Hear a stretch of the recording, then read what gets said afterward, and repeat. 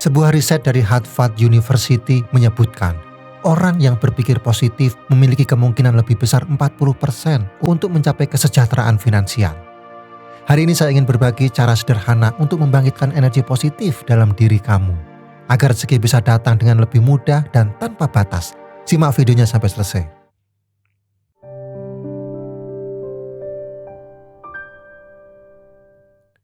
Setiap manusia memancarkan getaran, dan seperti magnet, kita menarik hal-hal yang selaras dengan getaran itu.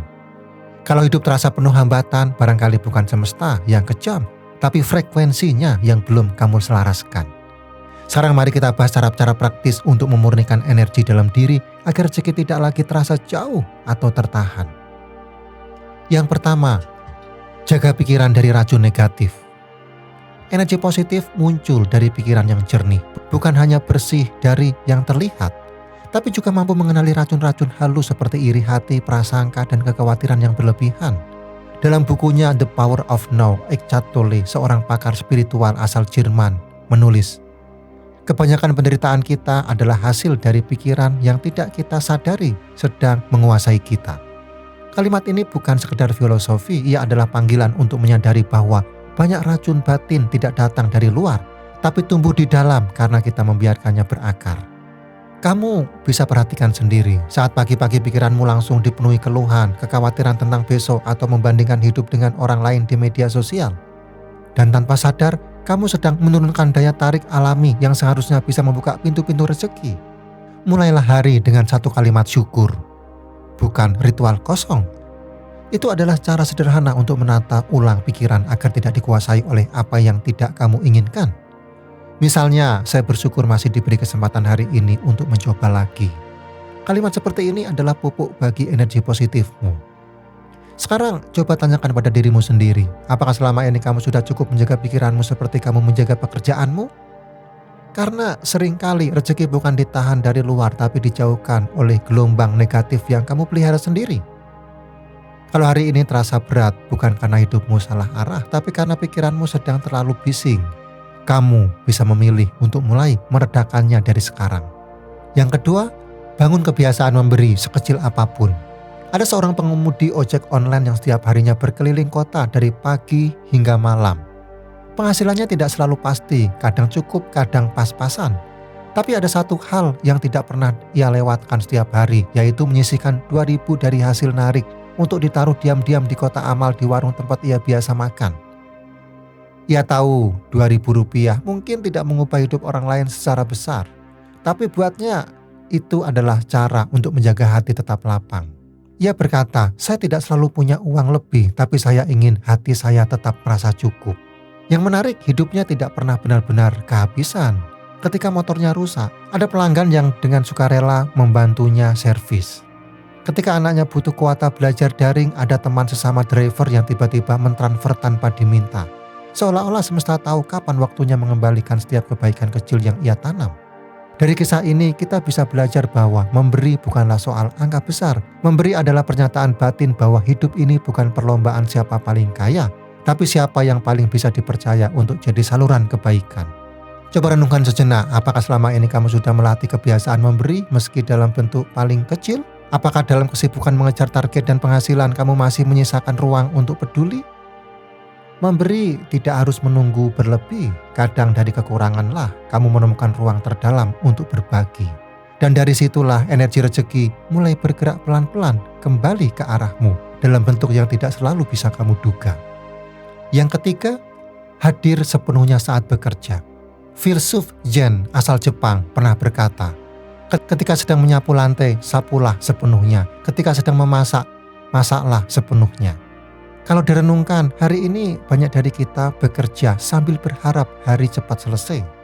Mengerjakan tugas sambil mengeluh, menjalankan rutinitas sambil pikirannya melayang ke tempat lain. Padahal pekerjaan sekecil apapun bentuknya adalah ruang yang bisa menjadi sumber makna kalau kamu hadir sepenuhnya di dalamnya. Seperti tukang sapu yang membersihkan jalanan setiap pagi.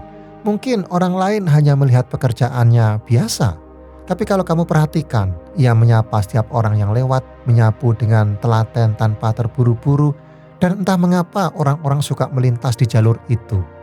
Bukan karena jalannya berbeda, tapi karena ada energi kehadiran yang terasa di sana. Hadir sepenuhnya dalam bekerja berarti kamu tidak hanya menyelesaikan kewajiban, tapi benar-benar menyatukan diri dengan apa yang sedang dilakukan. Dalam karir, ini bisa berarti mendengarkan rekan kerja dengan utuh, menyelesaikan tugas bukan karena takut dimarahi, tapi karena ingin memberi yang terbaik. Bahkan jika kamu bekerja di balik layar, hadir sepenuhnya akan tetap memancar dari hasil kerjamu. Filsuf Stoik Marcus Aurelius juga pernah menulis dalam buku Meditation-nya, jangan bertindak seperti kamu akan hidup 1000 tahun lagi. Waktu terus berlalu, jalani hidup seolah itu tugas yang telah kamu terima dengan penuh kehormatan. Kalimat itu mengingatkan saya bahwa pekerjaan bukan sekedar tanggung jawab, tapi ruang untuk menghormati waktu yang telah diberikan kepadamu. Setiap jam yang kamu habiskan dengan setengah hati adalah jam yang tidak akan pernah kembali. Coba renungkan, apakah selama ini kamu benar-benar hadir saat bekerja? Ataukah tubuhmu yang bekerja, tapi jiwamu terus berjalan ke tempat lain? Hadir sepenuhnya bukan soal kesempurnaan, tapi soal keberanian untuk memberi utuh, bahkan dalam hal yang sederhana. Dan dari sanalah energi rezeki paling murni seringkali mulai datang, bukan karena kamu mengejar, tapi karena kamu layak menerimanya. Yang keempat, pilih lingkungan yang meningkatkan getaranmu. Jack Ma, pendiri Alibaba, pernah ditolak lebih dari 30 kali saat melamar pekerjaan, bahkan ketika mendaftar di KFC. Ia satu-satunya pelamar yang tidak diterima. Namun yang paling menarik bukan sekedar kisah kegagalannya, tapi bagaimana ia terus dikelilingi oleh orang-orang yang menyemangatinya untuk tetap mencoba, bahkan ketika dunia menertawakannya. Ia pernah berkata, orang sukses tidak selalu lebih pintar, tapi mereka dikelilingi oleh tim dan lingkungan yang tidak menyerah ketika keadaan sedang buruk. Bisa bayangkan, jika Jack Ma terus-menerus dikelilingi oleh suara yang mencemooh dan menertawakan mimpi, mungkin hari ini Alibaba tidak pernah lahir. Sebuah studi dari Harvard Business Review tahun 2016 menyatakan bahwa orang yang bekerja dalam lingkungan positif 40% lebih mungkin mencapai tujuan jangka panjangnya dibanding mereka yang berada dalam lingkungan toksik. Bukan karena mereka lebih pintar, tapi karena energi di sekitarnya memperkuat keyakinan dan semangat mereka untuk bertahan saat gagal. Dalam kehidupan sehari-hari, ini sangat nyata. Pernahkah kamu merasa kehilangan arah hanya karena terlalu sering mendengar orang berkata, kamu mimpi terlalu tinggi? Atau merasa tidak cukup hanya karena terus membandingkan diri dengan orang yang seolah sudah sampai lebih dulu? Energi itu menular. Lingkungan yang suka meremehkan akan membuatmu ikut meremehkan diri sendiri. Tapi ketika kamu mulai berada di antara orang-orang yang membangun, yang mendengarkan tanpa menghakimi, yang menyemangati bahkan ketika kamu sedang jatuh, maka semangatmu ikut tumbuh, bahkan di tengah kesulitan.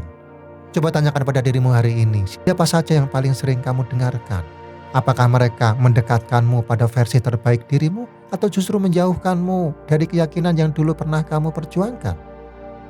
Memilih lingkungan bukan soal gengsi, tapi soal menjaga getaran hati agar tetap sehat dan kuat. Karena suara-suara di sekitarmu pelan-pelan akan menjadi suara di dalam kepalamu. Kalau kamu ingin rezeki yang baik datang, pastikan kamu berada dalam lingkungan yang membuatmu layak untuk menerimanya. Yang kelima, percaya bahwa rezeki tidak terbatas. Bayangkan sebuah keran air di tengah ladang yang luas, airnya mengalir terus-menerus, jernih dan segar. Tapi anehnya, banyak orang datang ke sana hanya membawa gelas kecil. Mereka ambil sedikit lalu berkata, airnya hanya segini. Padahal keran itu tidak pernah berhenti mengalir. Yang membatasi bukan aliran airnya, tapi seberapa besar wadah yang mereka bawa. Begitulah cara kerja rezeki dalam hidup. Seringkali bukan dunia yang membatasimu, tapi kamu sendiri yang datang dengan gelas kecil, dengan pikiran yang ragu, dengan keyakinan bahwa hidup hanya bisa memberi secukupnya, bukan sebaik-baiknya. Setiap kali kamu berkata, saya tidak mungkin bisa kaya, atau rezeki saya memang cuma segini, itu sama saja dengan membawa baskom kecil ke tengah samudera dan berkata, lautnya sempit.